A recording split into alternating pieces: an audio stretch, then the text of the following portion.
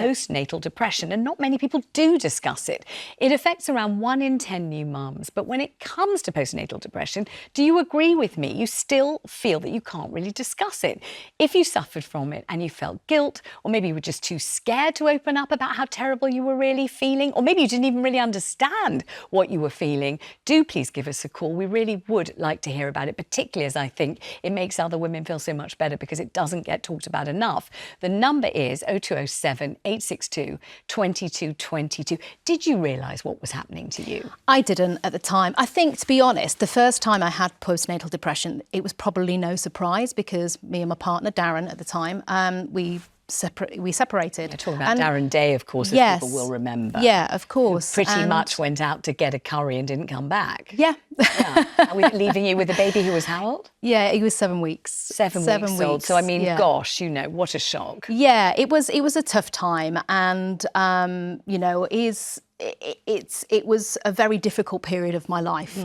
I was only 23, you know, I was a baby really. And I had this newborn baby and I suddenly had to navigate life with this precious little thing, single, as a single mum. And that was really, really tough. So when I went through postnatal depression with Corey, it was probably to be expected, sleepless nights. Except you were only 23, you might not even have heard of it. Well, not a lot of people talked about it then. Very, very few. I think I possibly might be one of the first to talk about it in a magazine, to say I'm on antidepressants and I think it's connected to postnatal depression.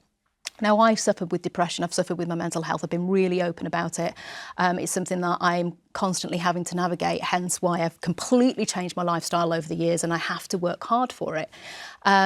So when it happened the second time round, I was quite shocked, really, that it did, because you are mortified as a parent because you feel like you shouldn't be nothing but joyous about having a beautiful baby. So with Rafi, so it's many years later, Rafi, you're older, you're more mature, you've been through it the first time, you're now in a happy relationship, thank goodness, and you've got this beautiful bouncing baby and you're thinking, well, this time around, I'm all sorted. You know, this time around, I'm mature, I know what to expect, I'm happy, this is lovely, this isn't the same shock to my system that it was last time. This is going to be fine. But it wasn't fine. It wasn't, and it hit me out of nowhere. I was 34, 11 years later, in a really great relationship, very supportive partner, and I don't know what happened, but it hit me so hard that I was mortified, but I was so lost in the depths of the depression. So mortified, you mean embarrassed, ashamed, yeah. And I remember even whilst I was pregnant, doing an interview with Closer magazine and saying, like, I really hope I don't suffer with it. I'm sure I won't. But I did. And how would you describe the feeling of it? I was really low, like I didn't want to get out of bed. It was really, really hard. Rafi had allergies and he very rarely slept, so there was a lot of sleep deprivation. But if I'm completely honest, and I hope this helps people, I struggled to bond with him. And it was really hard. Well, you are being very honest. And it's not something that most new mums would like to say aloud. So I really thank you for doing that, because it's not usual to hear anyone say that. No, it was very, very hard. And I didn't expect it to be, and I didn't want it to be, and I was trying to fight it. And I think the fact that I couldn't accept that I was going through this, there was just a lot of masking going on at the time. So tell me about whether you got help and who said to you, Suzanne, listen, you know, you're lovely, this is all great, but you don't seem happy, you don't seem to be bonding, and you seem very, very low. Was it a family? My mum has always been very supportive over my mental health. My mum is, she was a mental health nurse. So she sees the signs. So she saw it in the first time. She's also helped navigate anxiety and depression. But also, you know, helping me get that support from a doctor. But then later on in life, realising that a lot of this, what I was going through, was because I had ADHD. And so it was heightened every time I went through anything hormonal. My depression, anxiety would heighten massively. So there was no wonder I was going through postnatal depression. When you saw your GP, was it immediate that your GP said, I think this is postnatal depression and this is what we're going to do to help you? We'll give you antidepressants and we'll monitor you? I mean, because of my history, yes. It was here's the next round of antidepressants. The thing is, for me, it just didn't work. I was having these antidepressants, and I have no shame over taking medication, but it didn't quite ever get any better. I had to put a lot of work in myself, really. What, just to kind of try to work out why you were anxious, why you were feeling so low, what was happening. So how long would you say it took you to feel significantly better and better enough to bond with your baby?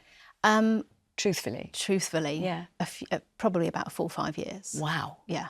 Gosh. It was a tough ride. Gosh, that is a rough and long ride, isn't it? Yeah. So what would you say to other people going through it? And we would love to hear from you on postnatal depression. I know you're listening to every word that Suzanne's saying, but if you've been through it yourself, it would help to give us a call with your experience or even with questions, because we're going to be joined by a specialist counsellor on postnatal depression and anxiety next. So if you've got questions to ask, give us a call and the counsellor will help you out. 0207 862 2222. That is the number. And so looking back, what do you think you would say to other people who are going through it? Don't be afraid to say it all out loud. I think when I started to really say it out loud, say the words, "I'm not bonding with my child," helped me get to the point where I could, because avoidance was a big part of allowing it to stay with me for a lot longer. Yeah. And fixing it and being honest about it helped me go on this journey of, self-development and self-improvement and really understanding what I needed to do to fix it. And it wasn't just medication, it was so much more that I needed to do. What about your partner? Because obviously, if you're the dad and you're a hands-on, present, loving, happy dad who's pleased to be there and wants to be there and is hoping for this, buoyant, happy family. And instead you've got a wife or partner who's really, just not her normal self. And you've got a baby that, is somehow kind of turning into a burden when you wanted it to be a pleasure. What can you do as the dad to help? Well, I think this is actually an area where we often forget about the person who lives with the person with mental health struggles. They have to navigate it themselves and find way to cope with it. And my partner really struggled to understand how to help me with being able to support me. He's not a professional himself. He doesn't know how to help me in that time of need. And so for lots of ways, it was hard for him to understand what to do. And often that person's forgotten in that dynamic. And he did what he always does, is lead with a kind heart. And I'm so grateful. Ask for much more really than that. Lead with a kind heart. It's a beautiful way of putting it. And we're joined now, and Suzanne's pleased about this because it's really good to get some, real expertise out on this subject by specialist postnatal depression counsellor Liz Wise. Liz, welcome to the programme. Thank you very much for joining us. What would you say, Liz, are the really crucial differences between a new mum who's suffering from what you'd call the baby blues, doesn't feel quite herself, a little bit miserable, a bit emotional. I remember crying copiously at the toilet roll ad, with the puppy. But there's a difference, isn't there, between baby blues and postnatal depression? Absolutely. The baby blues usually goes within 10 to 14 days. It's prevalent when your milk comes in, usually between day 3 and day 5. And just as you say, Vanessa, it's people ask you how you're feeling, you promptly burst into tears. You might feel a bit irritable, guilty, whatever. But those symptoms go, and they go quite quickly, usually by day 14. But if the symptoms heighten, they worsen, or they don't go, you may be looking at the possibility of going into postnatal depression. And if you do go into postnatal depression, obviously the first thing you identify is you're not feeling better. They haven't gone away, these emotions. But then what might you be feeling? What might you be going through, which for you would be an indicator this is full-blown postnatal depression? Well, you may be feeling very different to how you used to feel. You may be feeling highly anxious, low mood. You may not want to see anybody. You may not want your friends or family to come visit you. You may feel quite withdrawn. You may not be sleeping very well. I know most mothers don't sleep very well when they have a new baby, but even the baby's sleeping, you may be lying awake at night, racing thoughts going through your head, feeling, again, very anxious. So all these symptoms are very, very normal with postnatal depression. So, And if you do feel that, and you do feel, actually, I don't feel like my usual self, it's imperative you need to speak to a health professional about how you're feeling. so Suzanne is nodding away, but one of the things that she was saying earlier is one of the big elements of postnatal depression is this terrible sense of guilt, because you know very clearly how you're expected to feel, and you're expected, A, to love and adore this baby of yours that you've wanted to have, and here it is, this gift of a child. You're meant to be flooded with love, excitement, and all the lovely things, and you're meant to be feeling upbeat, grateful, celebratory, and instead, you know, as Suzanne was saying, you're not. You're feeling absolutely deadly. So the guilt can be huge, can't it? And the shame. Oh, I think guilt is a huge part of motherhood anyway, not just for postnatal depression and anxiety, but it can be part of being a new mother. But I know, Suzanne, when you were talking earlier on about your lack of bonding, I had the same with my elder daughter, Emma. I didn't bond with her until she was about 13 or 14 months. She's now 39, and we have the most wonderful relationship. Yeah. And she knows all about my illness because it's all over the internet and everything, and because of the work that I do.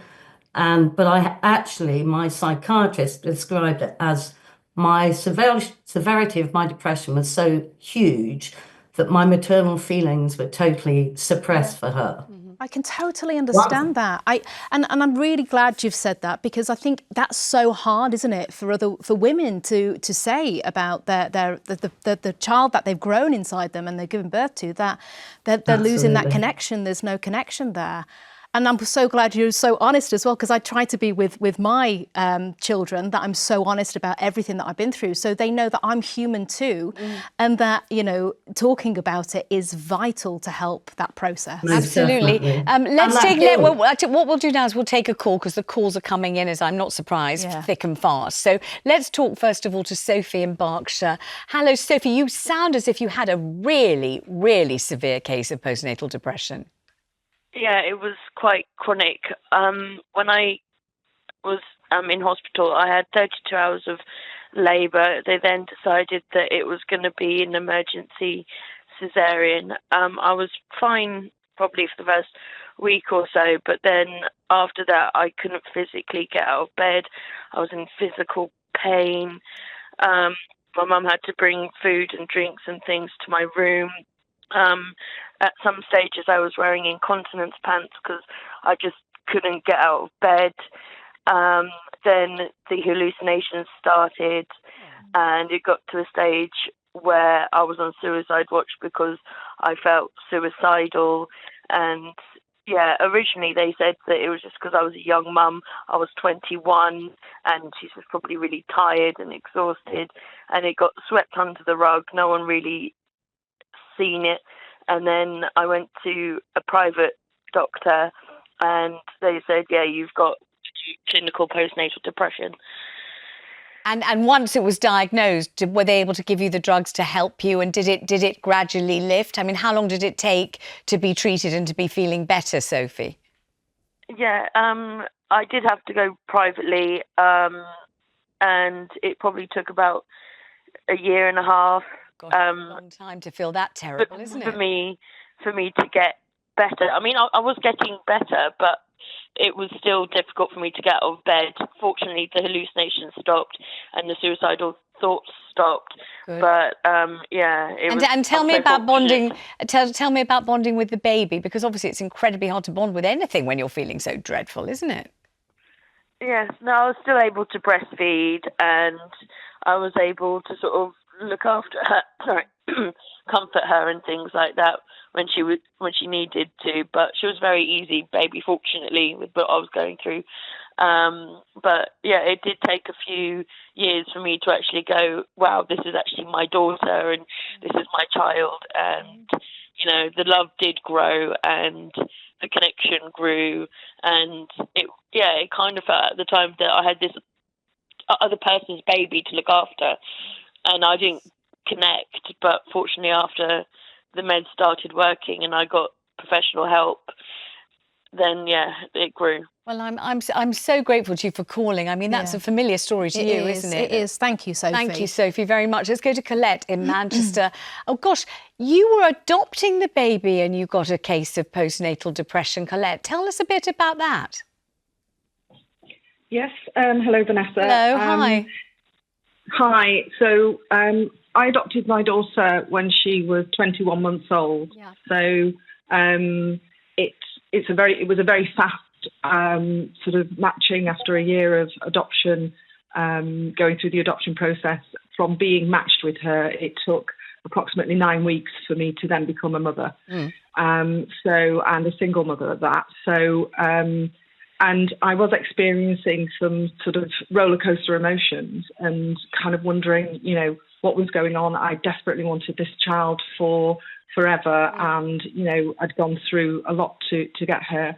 Yes. But then couldn't understand why I was not feeling what I thought I should be feeling. Yeah. And it was my social worker who pointed out to me was that based on some of the things I was saying, that I might be experiencing some postnatal depression type symptoms. I think this is the first time, Colette, I've ever heard of this in connection with an adoptive mother, and it's absolutely fascinating to hear about it, isn't it? And obviously, thank goodness that the social worker detected this, because otherwise you would have been completely confused about what the heck was happening to you. In the end, were they able to treat you for it? Well, I think it was a case of once I was aware that this could be, that was a real thing. I think the important thing was what I was experiencing. She was able to help me understand that it was a real thing, because I couldn't understand why I was feeling what I was feeling. Once I understood that, I think that made a big difference. Of course, I did sort of seek help from a GP, and I did get some antidepressants at the time. But what was also really on the line was, of course, there's this detachment. A symptom could be detachment from your child. We were trying to bond. We were trying to get the attachment. So it was really, really important that that I got on top of it as quickly as possible, because the attachment process can, in itself, when you adopt a child, can take a couple of years anyway. Absolutely extraordinary, this story. I wonder whether anyone else, I wonder how common this is. And I bet not a lot of people want to talk about that, especially if they've gone through a process. It's amazing. Colette, did you bond? How is it now? Oh, we did bond. I shouldn't have been worried. I'd bonded with her before I'd even met her, but quite frankly, it was just a passage that we had to go through. She's 18 now, and she is just the joy of my life. So, what a lovely thing to say. And I'm so glad you phoned. And absolutely remarkable, isn't it? It is. And it's this thing about the difference between the expectation that you feel about yourself, everyone else feels about you, and what you're actually feeling, which is agonisingly difficult to get through. It's a really big deal, this, isn't it? It's a huge big deal, and that's a good word to use, that expectation. There's so many expectations, and then if you're not meeting those expectations, it'll probably fall into the whole people-pleasing thing. Absolutely, and your harshest judge always is yourself, isn't it? Yeah. Always, and you're exhausted, and your hormones are going crazy. Absolutely. And your nipples are cracked. Exactly. And everything else. And they don't come with a manual. You don't know whether you're doing it right or wrong. The list goes on. Difficult. Thank you so much, Colette, and thank you so much for all your calls, and thanks to Liz Wise, the expert.